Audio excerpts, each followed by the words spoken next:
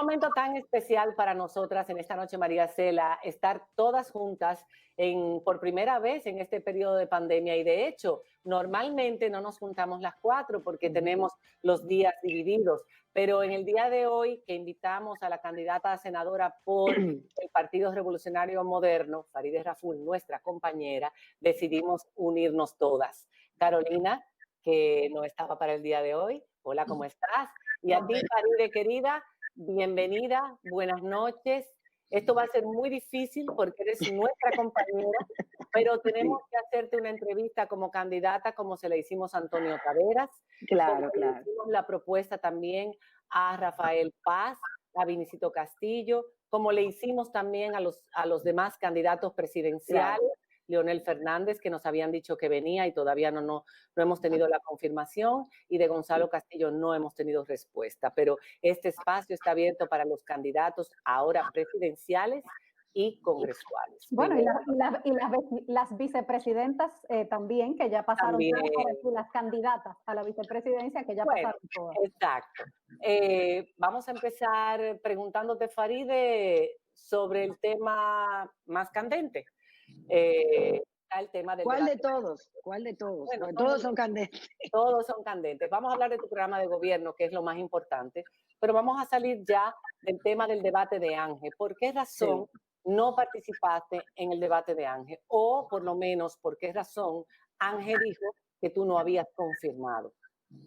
Bueno, así es, primero gracias. Para mí es muy difícil estar aquí como entrevistada, ¿verdad? Con mis compañeras de trabajo, pero sí estamos cumpliendo el rol como candidata ahora del Distrito Nacional a 30 días de unas elecciones. Y ya ustedes se imaginan la cantidad de trabajo que tenemos y la obligación también de informar a la gente.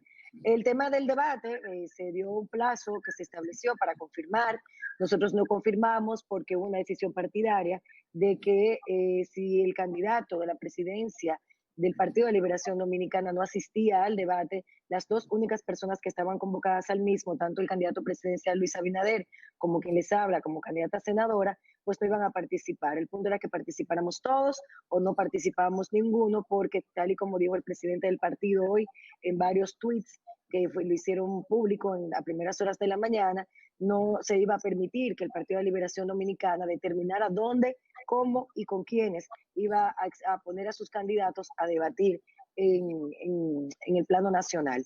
Nosotros, yo soy vicepresidenta del Partido Revolucionario Moderno, estábamos en principio pues totalmente prestos a acudir porque el debate ha sido algo natural dentro de mi vida política, dentro de mi vida de comunicación. Hago un debate permanente en la Cámara de Diputados, estoy en debate permanente en las redes sociales, en debate permanente en los programas a donde voy. No le tengo ningún tipo de temor, pero ha sido una decisión de partido y nosotros no la hemos acatado. En el tuit que publicó José Ignacio Paliza, Farideh dice: no puede ser al antojo del PLD decidir cuáles debates se dan y cuáles no, sin respeto alguno al prestigio y la credibilidad de la institución organizadora. Lo que quiere decir esto, Farideh, es que si Gonzalo no iba, no iban a participar ninguno de ustedes dos. Sí, en principio fue una decisión que tomó el partido, porque hay una clara intención de manipular parte de la opinión pública con el tema de quién está dispuesto o no a ir al debate. Y el PRM se basó pues en esa decisión para hacer público el hecho de que nosotros ninguno de los dos íbamos a participar. Si hubiera ido el candidato presidencial, pues los dos hubiéramos ido a ambos debates, porque lo primordial aquí es que se debatan todo tipo de ideas, sobre todo cuando se trata de la persona que aspira a la primera magistratura, que ha sido funcionario por tantos años, que tiene amplios cuestionamientos y que incluso el propio Congreso Dominicano ha tratado de interpelar en varias ocasiones y no ha dado la cara. Entonces, pues obedece a una falta de vocación democrática el hecho de que se haya negado este candidato presidencial y que quieran solamente que participemos nosotros, ellos estando excluidos del mismo. Por eso el partido, como dije, fue quien tomó la decisión y nosotros la hemos acatado. Bueno, y hablando de opinión pública, Farideh, un tema que ha estado sobre el tapete es que uno de tus contrincantes se acercó a la madre adolescente de los trillizos para como preguntarle por su esposo y un poco casi como un uso de campaña, ¿no?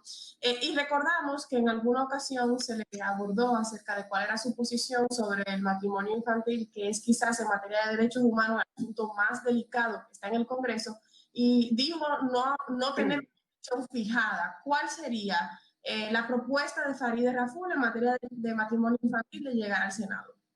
Bueno, la misma que hemos tenido, nosotros hemos librado una lucha campal en estos últimos 4 años, casi 4 años, en la Cámara de Diputados con respecto al matrimonio infantil. Ahí están los debates legislativos que hemos tenido respecto al tema y hemos ido más allá, porque como miembro de la Comisión de Justicia, nosotros fuimos quien emitimos el informe disidente para que se eliminara de manera absoluta del proyecto de Código Civil que reposa en el Congreso de hace más de 10 años la posibilidad o la dispensa para que las menores o menores de edad contrajeran matrimonios con adultos. Y gracias a ese informe disidente firmado por mí en esa ocasión por el diputado Darío Zapata, pudimos presentar al hemiciclo nuestra opinión y el hemiciclo votó a favor de nuestro informe disidente, obligando a que la Comisión de Justicia eliminara del proyecto de Código Civil el matrimonio infantil. Eso fue hace 2 años. ¿Qué pasó con el proyecto? Que el proyecto luego perimió. Cuando perimió el proyecto de Código Civil, ya eliminado el matrimonio infantil por los debates que tuvimos en la Cámara y por el informe disidente que yo como diputada propuse, pues volvimos a someterlo cuando se sometió a debate nuevamente. Y ahí el Pleno votó en contra de lo que había votado anteriormente. Y volvió a discutirse dentro de la Comisión de Justicia, que estableció algunos límites, pero no eliminó de golpe el porrazo, y nosotros dimos nuestro voto negativo y otra vez nuestro informe disidente. Lamentablemente, el Código Civil o el proyecto de Código Civil ya tendrá que ser tema para el próximo Congreso. Vamos a seguir con la lucha de eliminarlo de manera absoluta, porque es una violación a los derechos de las niñas, de los niños, de los adolescentes. Es realmente una aberración que el Estado, dentro de sus políticas públicas, permita algún tipo de dispensa cuando se trata de violaciones sexuales, cuando las cifras oficiales de la Junta Central Electoral han dicho, y como lo establecimos nosotros dentro del Congreso, que se han dado en el año pasado, en menos de 8 meses, de manera oficial, más de 200 matrimonios entre niñas de 13 y 16 años con hombres que le cuatriplican la edad. Estamos hablando de personas de 50, 40, 60, 30 años que el Estado Dominicano a través de la oficialidad ha legalizado. Eso tiene que ser totalmente eliminado y seguiremos llevando esa campaña conjuntamente con la campaña de educación sexual que tenemos que dar a nuestros niños, a nuestros adolescentes, que va más allá de lo que ha querido tergiversarse en la opinión pública. Estamos hablando de cómo los niños y niñas aprenden cuáles son sus derechos,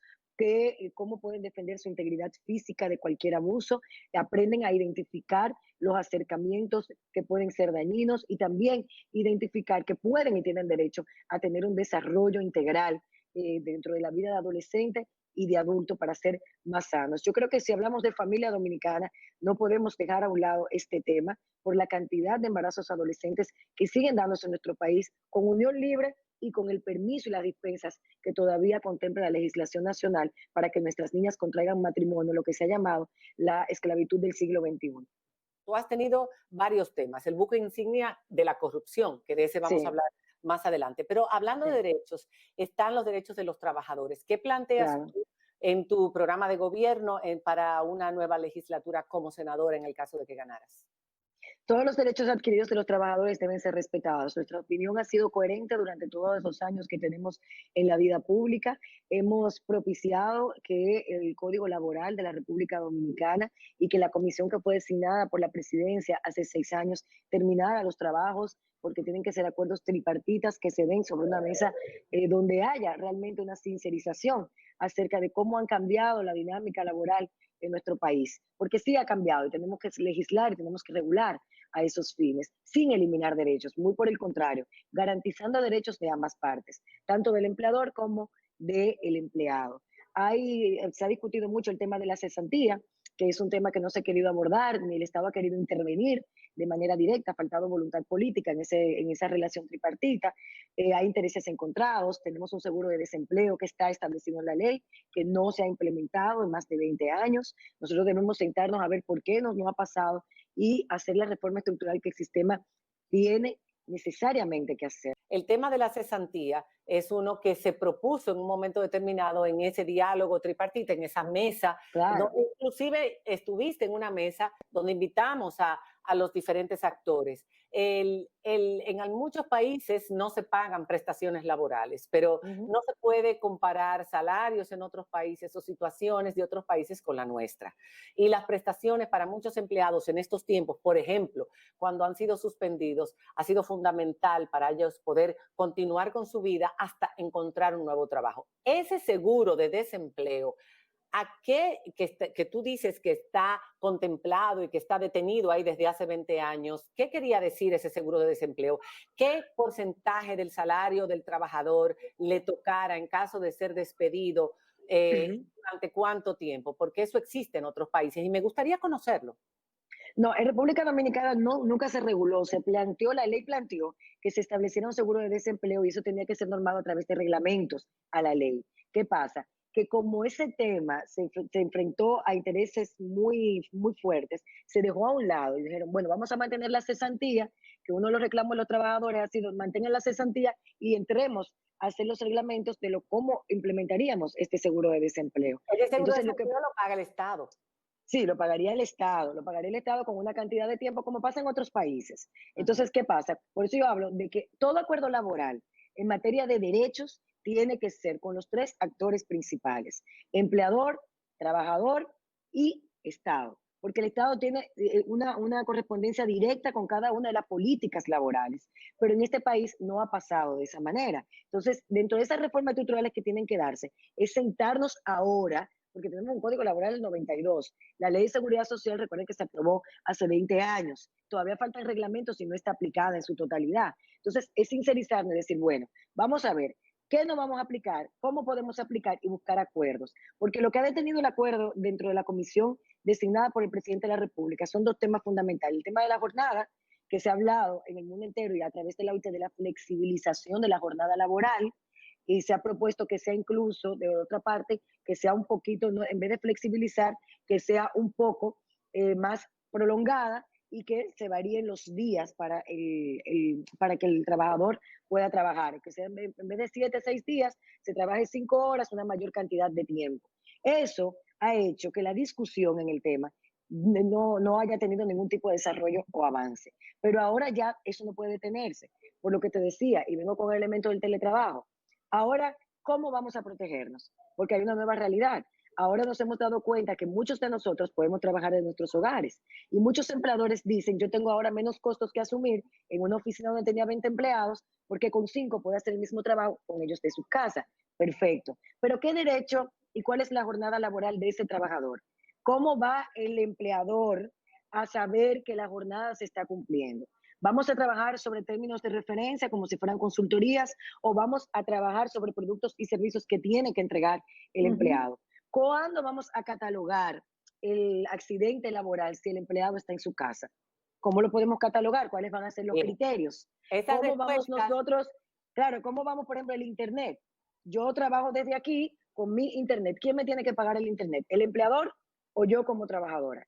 ¿En dónde entra eso? O sea, todo ese tipo de cosas ahora tienen que llegar a la discusión y hacer proyectos. De hecho, nosotros desde el comando de la senaduría estamos haciendo un levantamiento de información comparativo con lo que se ha hecho en otros países que se han adelantado a este proceso para tratar de hacer una propuesta. Hay que recordar que los legisladores hacemos propuestas de leyes, que no hacemos cosas por decreto que imponemos. Hacemos propuestas de leyes que son debatidas en comisiones, donde se hacen vistas públicas, donde participan los actores y luego se somete a discusión dentro del hemiciclo, dentro de una sesión de debates. O sea, no es que lo que yo propongo inmediatamente se va a aplicar, sino que está dentro del debate para poder ser analizado y para poder formular políticas públicas que garanticen esos derechos. Diputada, como buena política, no respiran cuando hablan para que uno no pueda intervenir. Tenemos que hacer una pausa. Ustedes todos los políticos son así. Diana, qué trabajo nos ha dado a veces intervenir. Hacemos una pausa y cuando regresemos seguimos hablando de otros derechos, pero también otras propuestas que tienes tú dentro de tu programa de trabajo, porque lo importante es saber qué es lo que vas a hacer cuando seas senadora, si llegas a hacerlo. Cuando regresemos después de la pausa.